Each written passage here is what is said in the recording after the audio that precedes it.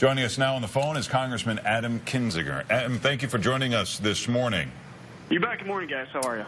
Good to have you with us. Let me ask you, do you feel that President Trump has hurt his credibility with this wiretapping story? And if so, how does it impact the Republicans' agenda as well as his own agenda?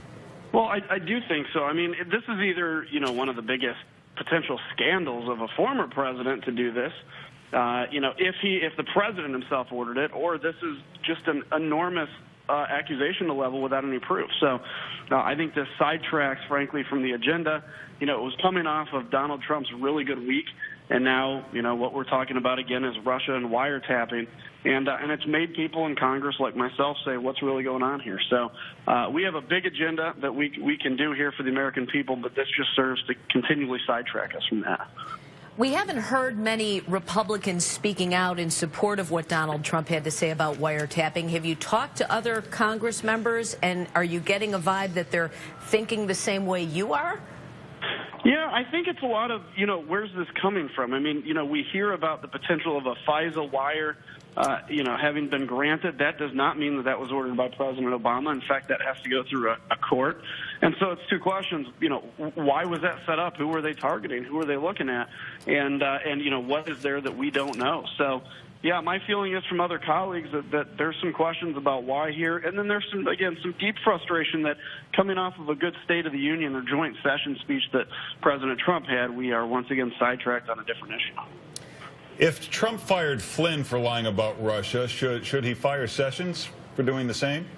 Well, that's an interesting question, and I don't know what Sessions is thinking. Look, I've met with a Russian ambassador before.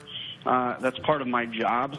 And so you look at this and say, if you were talking about that in context of a campaign, would I put two and two together? I don't know. That's for, I guess, legal experts to figure out. But I think it was extremely important for Sessions to recuse himself from this, because I think even the appearance of impropriety, the American people deserve a bipartisan, unbiased answer to what's going on here. And I think that would have put a cloud of suspicion over it. We could see some movement on health care this week. Repeal and replace still our best option, or are these tax credits going to be way too similar to what we're already seeing with subsidies? What do you think? Well, I've read the bill that's going to come out. There'll be some final changes probably this week, some minor tweaks, and I think it's a good alternative to the health care law, and I think a way to really improve.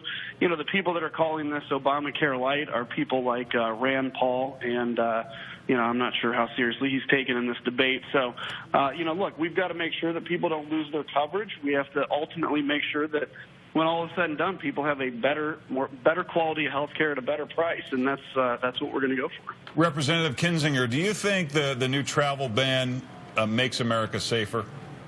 Well, I give a lot of leverage to the president. When it was President Obama, I did the same thing in terms of determining what's required for national security. I do think it is making it safer to take Iraq off of the travel ban. As somebody that's been there, they are our biggest ally right now in the fight against ISIS. And it sent a very bad message to have Iraq on the travel ban at a time when hundreds of them are dying to free us from the clutch of ISIS. So I give a lot of leverage to the president to make that decision, but I am glad he's pulling Iraq off the list. All right, Congressman Kinzinger, thank you for joining us this morning. Anytime. Take care. All right. Thank you very much. It's 8:35. ISIS is accused